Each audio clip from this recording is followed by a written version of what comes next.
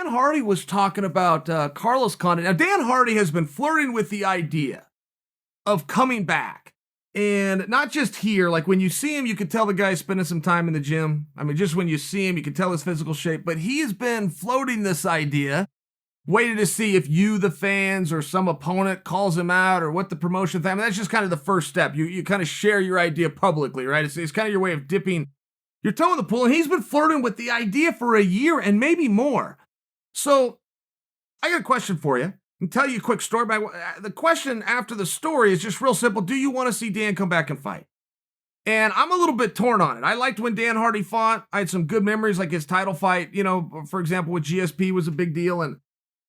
But I'm getting my Dan Hardy fix. If he wants to fight, I will support it. If he doesn't want to, I'm still getting my Dan Hardy fix. I find him to be an interesting guy, but I can also turn my television on and listen to him for 3 hours at a time every other week. So I just share with that from a personal perspective, but he has now even pointed his cannons at Carlos Condit. And I think for Dan Hardy to want to come back and then to call somebody out is a pretty cool thing. For him to call out Carlos Condit, okay, I mean, most guys are looking for something a little friendlier to do. He just called out the natural-born killer who just won a fight by putting a guy's nose on the other side of his face, who also beat Dan Hardy way back in the day. And that fight was like 10 years ago. But I think you can relate to this, right? I'm sure all of you can relate to this, to something you did in your life that if somebody else wants to tell you, oh, let it go, that was 10 years ago, you should let it go. Do you let it go? Does it feel like 10 years ago to you? I mean, I think we can all point to something. It could have been simple. Maybe it was a competition.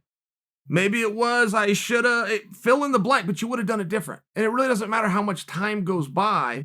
It's still real to you. And if given the opportunity to rectify it, whether you fall on your face again or you fix it, you'd really like to have that opportunity. And I just think as Dan was telling his story, because as I said, he's been dipping his toe in this for about a year, but he's never told his story.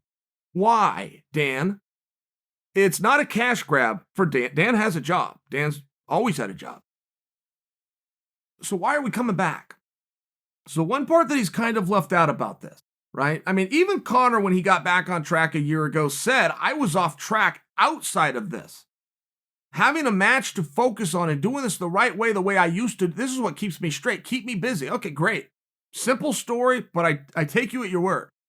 BJ Penn, for a while, was not having very much luck in the octagon, but he was telling Dana behind, I need this on a personal level, please. One more. But it was a real thing, and Dana got it. And I think we all got it. Now Dan is finally telling us more to the story that's a lot more compelling. He's now finally said Carlos Condit 10 years ago still bothers me. There's just something there. I feel like it was a piece that Dan left out. He flirted with the idea. He dipped his toe. He teased a little bit. This is a whole nother deal. And I'm sure Dan is feeling it as well. I'm sure Dan's social media is lighting up. I'm sure his phone is ringing from friends and coaches and teammates. It's a much better and more interesting story. It shows major bravery, right? If I'm calling somebody out, it isn't going to be Carlos Condit if I've been sitting on the shelf. It's just not the way you would do it. He didn't mind that. So I think he's now adding more to the story. The who, what, when, why, and where. If you don't have those 5 W's, you don't have a story. He's now added the who, and he's added the why. Now we're just at what, when, and where. So I do want to ask you, would you guys like that? Would you like to see, are you getting your Dan fix? Do you have good memories with Dan and you're all good? Maybe that's a case too, right? Not all ideas are good ideas. You got to float them out there. But I feel as though Dan is waiting to hear from you. I feel as though the reason he keeps floating this out and keeps putting about 3 and 4 months in between the separation of the idea is he hasn't quite got the push. He hasn't quite gotten the support. So I'm asking you guys, Hardy versus Condit, in or out?